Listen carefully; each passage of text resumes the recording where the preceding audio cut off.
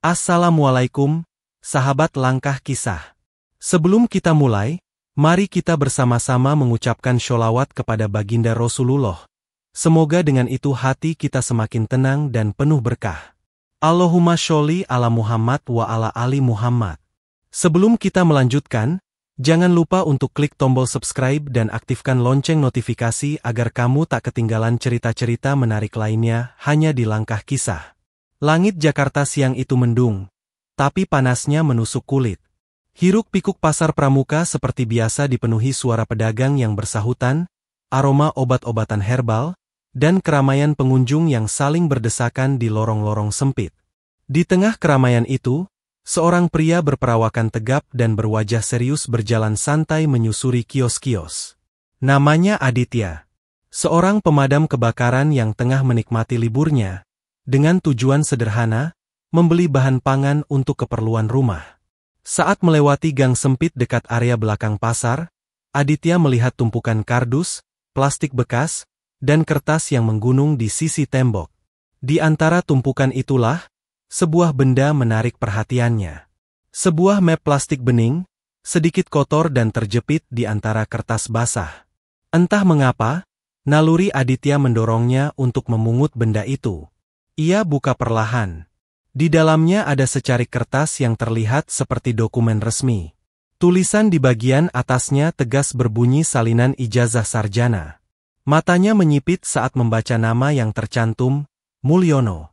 Aditya terdiam sejenak. Nama itu tidak asing. Ia pernah mendengar dan melihat wajahnya muncul dalam berita sebagai seorang mantan pejabat kementerian yang cukup berpengaruh di masa lalu. Tapi kenapa salinan ijazah miliknya ada di tumpukan sampah pasar? Tanpa berpikir panjang, Aditya memasukkan map itu ke dalam tas belanjanya dan segera beranjak pergi. Ia merasa ada sesuatu yang tidak biasa. Malam harinya, rasa penasaran mendorongnya untuk memotret isi dokumen itu dan mengunggahnya ke akun media sosial pribadinya. Ia menulis caption singkat. Tadi nemu ini di pasar pramuka. Beneran ijazah mantan pejabat? Atau cuma mirip? Kok bisa kebuang begini ya? Hanya dalam beberapa jam, unggahan itu menyebar dengan cepat. Ratusan komentar berdatangan. Sebagian besar kaget, lainnya menyebut bahwa ini bisa jadi bukti pemalsuan atau skandal besar yang belum terbongkar. Aditya tak menyangka, sebuah salinan kertas kotor bisa menjadi awal dari pusaran besar yang akan menyeretnya jauh lebih dalam ke dunia yang tak pernah ia sentuh sebelumnya. Keesokan paginya, Aditya terbangun oleh deringan ponsel yang tak berhenti berbunyi. Pesan masuk membanjiri notifikasi. Teman-teman, rekan kerja, bahkan beberapa orang yang tidak ia kenal menghubunginya. Salah satu pesan yang membuatnya terpaku adalah dari seorang jurnalis media daring nasional. Mas Aditya, apakah benar Anda yang menemukan salinan ijazah milik Mulyono di pasar pramuka? Kami ingin konfirmasi dan wawancara jika memungkinkan. Tak lama setelah itu, wajah Aditya dan potongan gambar salinan ijazah tersebut muncul di berbagai portal berita. Judul-judulnya mencolok. Geger. Ijazah Mulyono ditemukan di tumpukan sampah. Netizen curiga. Benarkah dokumen penting ini asli? Pemadam kebakaran jadi saksi temuan mengejutkan di pasar pramuka. Aditya mendesah. Ia tak berniat memancing kegaduhan, tapi semuanya sudah terlanjur. Siang harinya, dua pria berpakaian sipil datang ke rumahnya. Mereka memperkenalkan diri sebagai penyidik dari Bareskrim Polri. Salah satu dari mereka berkata dengan sopan, "Kami mendapat laporan dan ingin menindaklanjuti penemuan dokumen tersebut. Kami harap Anda bisa bekerja sama untuk memberikan keterangan di kantor kami." Aditya mengangguk pelan. Meski sempat gugup, ia merasa tidak melakukan kesalahan. Ia hanya menemukan, memposting, dan menyuarakan kejanggalan yang ia rasa wajar untuk diklarifikasi. Di gedung Bareskrim, ia duduk di ruang pemeriksaan. Udara terasa dingin, suasana serius, tapi penyidik memperlakukan Aditya dengan ramah. Mereka hanya meminta ia menjelaskan detail penemuan itu, lokasi, waktu, dan kondisi dokumen saat ditemukan. Salinan ijazah itu kemudian diamankan sebagai barang bukti. Salah seorang penyidik menyebut bahwa dokumen itu akan diperiksa lebih lanjut oleh tim forensik dokumen. Termasuk, akan ditelusuri apakah benar dikeluarkan oleh institusi akademik resmi dan sesuai standar administrasi negara. Aditya sempat bertanya, kalau ternyata itu palsu, apa yang akan terjadi? Sang penyidik hanya tersenyum tipis. Itu bukan bagian Anda lagi. Kami hanya ingin tahu kebenarannya. Tak lama kemudian, nama seorang ahli forensik disebut-sebut akan turun tangan. Sosok itu bukan sembarangan. Namanya Dr. Herman Sutedjo, salah satu pakar dokumentasi forensik yang pernah menangani berbagai kasus pemalsuan besar di tingkat nasional. Aditya pun kembali ke rumah. Ia tak tahu apa yang akan terjadi selanjutnya. Tapi dalam hati kecilnya, ia sadar, langkah kecilnya di Pasar Pramuka telah membuka pintu yang tak bisa ia tutup lagi. Di sebuah laboratorium forensik milik kepolisian, suasana sunyi namun tegang.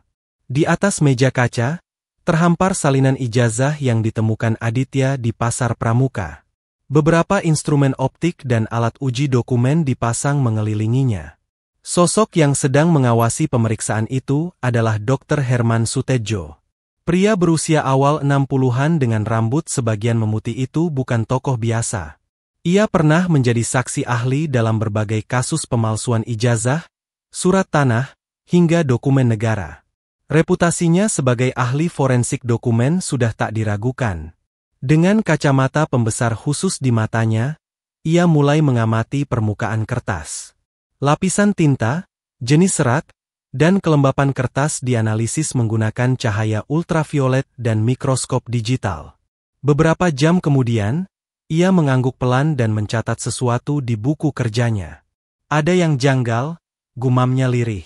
Kertas yang digunakan ternyata bukan jenis standar yang biasa dipakai oleh institusi perguruan tinggi pada tahun ijazah itu diterbitkan.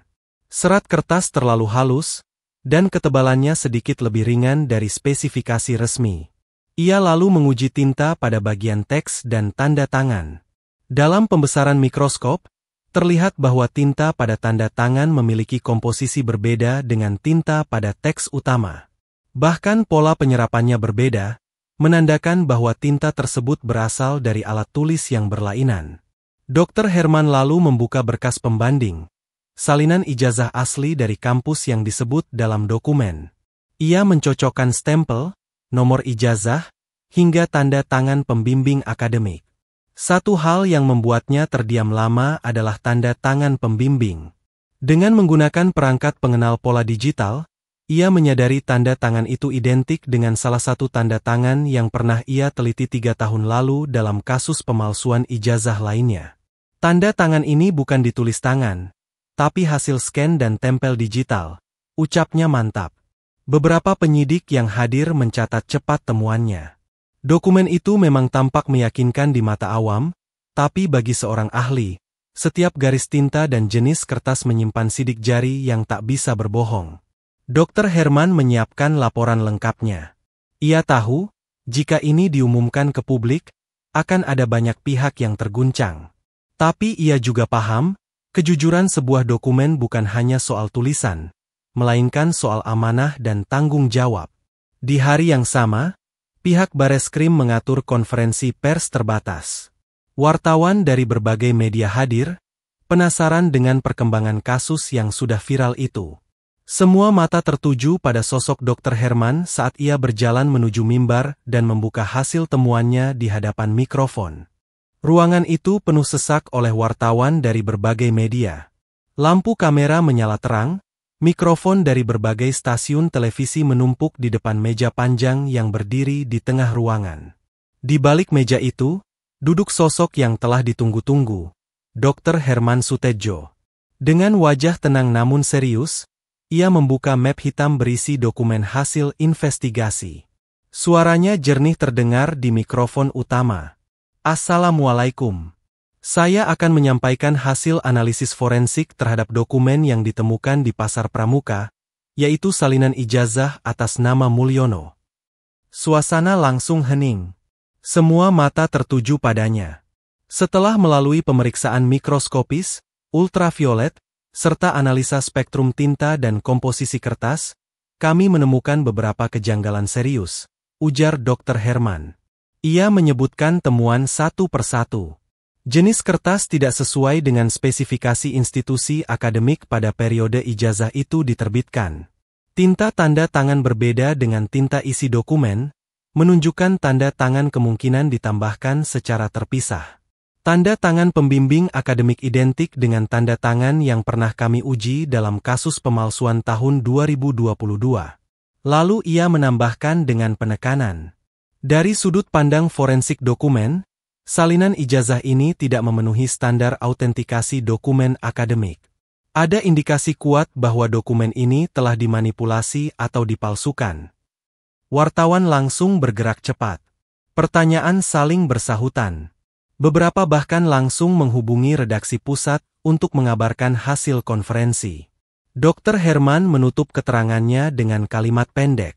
Temuan ini kami serahkan sepenuhnya kepada penyidik Bareskrim untuk penindakan hukum lebih lanjut. Saya hanya menjalankan tugas sebagai pemeriksa ahli. Beberapa menit setelah konferensi, tagar-tagar viral bermunculan di media sosial. Ijazah Mulyono. Pasar Pramuka. Skandal dokumen negara. Di sisi lain, Aditya menyaksikan siaran itu dari rumahnya. Tangannya gemetar memegang ponsel. Bukan karena takut, tapi karena ia masih belum percaya.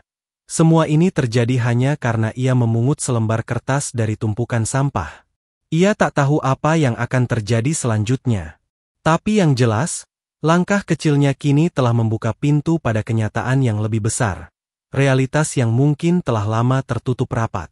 Hari-hari setelah konferensi pers itu dipenuhi dengan kegaduhan. Media nasional menurunkan laporan investigasi. Narasumber berlomba memberikan pendapat. Akademisi, aktivis, hingga tokoh masyarakat ikut bersuara. Nama Mulyono kembali mencuat, bukan karena prestasi, tapi karena dugaan yang kini tengah bergulir liar. Kantor kementerian tempat Mulyono pernah menjabat mulai dipenuhi wartawan. Pagar depan dijaga ketat. Beberapa staf terlihat gelisah, membatasi komunikasi dengan awak media. Di dalam, suasana lebih panas. Ada tekanan dari atas agar para pegawai tak sembarangan memberikan komentar. Salah seorang pejabat muda berbisik kepada rekannya. Kalau ini benar-benar terbukti, bisa bahaya. Semua struktur bisa diperiksa ulang. Di sisi lain, penyidik Bareskrim mulai menyusun langkah lanjutan. Tim diturunkan untuk menelusuri riwayat pendidikan Mulyono. Mulai dari kampus yang tertera dalam ijazah, nama dosen pembimbing, hingga arsip administrasi tahun kelulusan. Beberapa data mulai diverifikasi. Dan semakin mereka mencari, semakin banyak celah yang menganga. Ada dokumen kampus yang tidak cocok. Ada nomor ijazah yang tidak tercatat dalam database tahun itu. Bahkan, nama dosen pembimbing yang tertera di salinan ternyata telah pensiun jauh sebelum tanggal ijazah dikeluarkan. Namun, pihak Mulyono hingga saat itu belum memberikan pernyataan resmi. Juru bicaranya hanya mengeluarkan satu kalimat pendek melalui pesan digital. Kami tidak ingin menanggapi spekulasi yang tidak berdasar. Semua akan kami klarifikasi pada waktu yang tepat. Sementara itu, Aditya mulai merasakan tekanan. Beberapa akun anonim mengiriminya pesan bernada ancaman. Ada juga yang menyebarkan foto-fotonya di media sosial, menyudutkannya seolah ia adalah dalang rekayasa. Tapi Aditya tetap tenang. Ia tahu, dirinya hanya menemukan, bukan menciptakan cerita ini. Di malam hari, ia duduk di ruang tamu, menatap televisi yang menyiarkan berita terbaru tentang perkembangan penyidikan. Suara reporter terdengar jelas. Tim penyidik forensik kini bergerak ke institusi akademik yang disebut dalam ijazah Mulyono. Mereka berupaya memastikan keaslian data melalui arsip manual dan digital. Aditya menarik napas dalam-dalam. Langkahnya telah membawa gelombang yang tak pernah ia bayangkan. Tapi di lubuk hatinya, ia percaya, apa yang ia lakukan bukanlah kesalahan, melainkan awal dari terbukanya kebenaran yang lebih besar. Tim penyidik Bareskrim pagi itu mendatangi kampus yang tercantum dalam salinan ijazah Mulyono. sebuah universitas negeri ternama di Jawa Tengah. Mereka langsung menuju bagian arsip akademik, ditemani oleh pihak rektorat dan staf administrasi. Ruangan arsip itu sunyi dan berdebu. Ribuan map dan berkas disusun rapi berdasarkan tahun. Kepala penyidik memerintahkan pencarian dokumen asli kelulusan atas nama Mulyono yang tertera pada tahun tertentu sesuai ijazah. Petugas administrasi mulai membolak-balik berkas. Waktu berjalan. Namun setelah 1 jam lebih mencari, ekspresi wajah mereka mulai berubah. Arsip yang seharusnya berisi data Mulyono, tidak ada. Salah satu staf berkata pelan, "Maaf Pak, kami tidak menemukan berkas kelulusannya. Kami sudah cek semua rak di tahun itu." Penyidik mendesak agar dilakukan pengecekan ulang, termasuk pada database digital. Namun, sistem digitalisasi kampus baru dimulai beberapa tahun setelah tahun ijazah itu diterbitkan. Akibatnya, tidak semua data generasi lama terdokumentasi secara lengkap. Sementara itu, bagian tata usaha membawa 1 bundel arsip manual yang berisi daftar wisudawan angkatan tersebut. Mereka mulai membandingkan satu persatu nama. Mulyono tidak tercatat. Penyidik lalu meminta keterangan resmi dari bagian akademik dan meminta dokumen surat pengantar, berita acara, hingga daftar yudisium. Sayangnya, sebagian data dinyatakan telah rusak akibat insiden banjir arsip di tahun 2015. Namun satu hal yang masih bisa diselamatkan adalah dokumen hasil pindai yang dilakukan oleh bagian dokumentasi saat proses transisi ke digital. Dari situ, penyidik menemukan nama-nama mahasiswa asli di jurusan dan angkatan yang sama. Beberapa di antaranya bahkan masih aktif sebagai dosen atau profesional dan siap diwawancara. Keesokan harinya, penyidik menemui 3 alumni yang namanya tercantum dalam daftar yudisium tahun tersebut. Ketiganya tidak mengenal nama Mulyono. Tidak ada satupun dari mereka yang mengingat wajah atau nama itu pernah menjadi rekan seangkatan. Salah satu dari mereka bahkan berkata, "Kalau memang dia seangkatan dengan kami, pasti saya tahu. Kami tidak lebih dari 30 orang saat itu." Sinyal kecurigaan semakin menguat. Tapi di tengah itu semua, muncul satu kabar mengejutkan. Seseorang dari lingkungan kementerian diam-diam menghubungi wartawan dan mengaku pernah diminta oleh Mulyono untuk menandatangani dokumen legalisasi ijazah tanpa pernah melihat ijazah aslinya. Informasi itu belum bisa dipastikan, tapi cukup membuat suasana di kalangan internal pemerintah makin panas. Di sisi lain, Aditya kembali dipanggil oleh penyidik.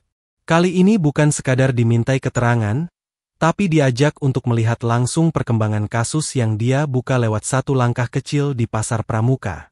Aditya duduk di ruang tunggu Bareskrim dengan perasaan campur aduk. Sudah lebih dari sebulan sejak pertama kali ia memungut salinan ijazah itu di Pasar Pramuka.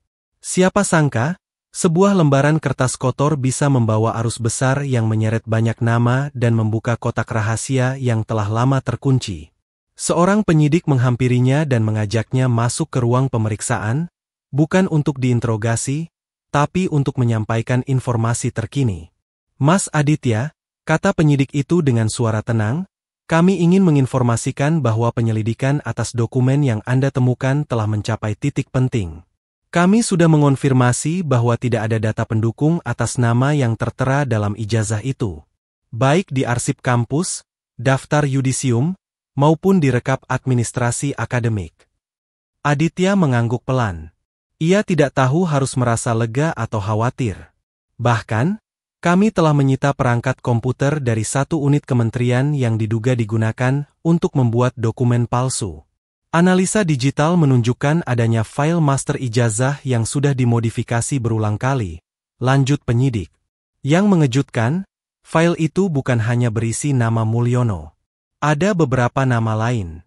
Diduga, ini adalah bagian dari jaringan pemalsuan ijazah yang lebih luas. Beberapa nama tengah ditelusuri, dan 1 di antaranya telah diperiksa secara diam-diam oleh tim investigasi internal. Sementara itu, Dr. Herman merilis pernyataan terakhirnya kepada media.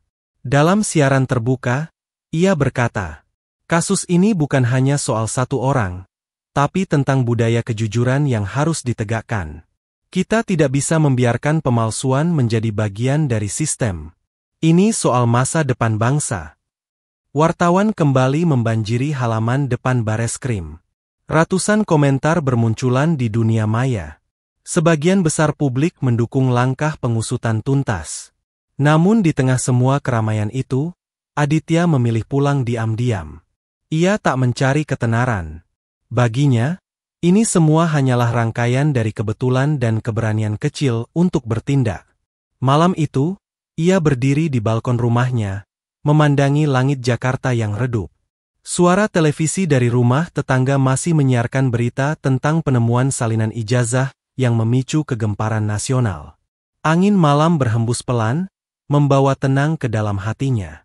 Ia tak pernah berniat jadi pahlawan.